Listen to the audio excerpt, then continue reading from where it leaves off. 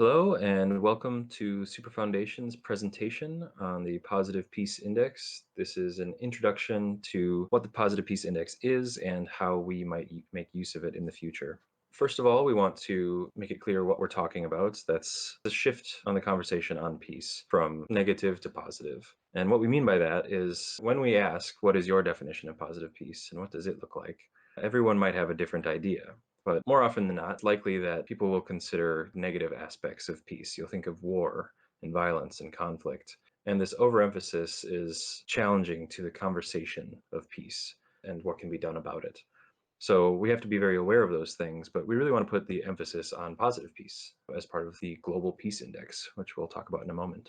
So what positive peace is focusing less on the conflict and more on what cultural investments can be done and how can peace building really take place. And this really builds more context and understanding on domestic developments that can be made. Now, on the Global Peace Index, this is a methodology and it comes with some key indicators. So we'll talk about those a little bit. But basically, the GPI, as it's abbreviated, is a report that is put out by the Institute for Economics and Peace. And we intend to use that at the Super Foundation as one of our larger data sets and factual reports that we use to make our decisions. This is put out, as I've said, by the IEP. It's for the 14th year that it's been in development, and it ranks 163 countries. It really is intended to cover most or all of the globe if possible. Now, these 23 indicators that it uses can be broken up a couple different ways, but basically they are broken up by militarization, social security, and ongoing conflict. As far as measuring, these are some of the factors that are considered: military spending, armed personnel, incarceration, and international relationships, not to mention deaths from conflicts. Now, all of these are important and specific and can be measured. So they are used in the GPI to provide exactly this kind of helpful information.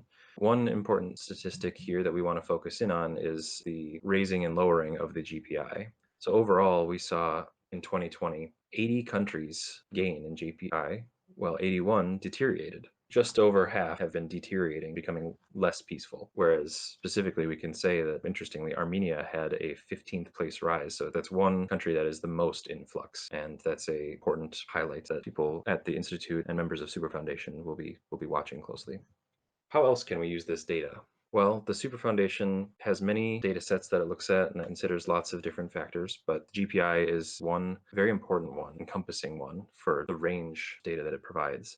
We intend to use it when choosing projects and grants. And how that looks is we will be leveraging it to identify countries that are the most in need, what are they really capable of, and ultimately really the breakdown of those indicators themselves. Which places have a high rank in terror? Well, we can use all that information when coming up with our own decisions of what projects to support and what problems to tackle.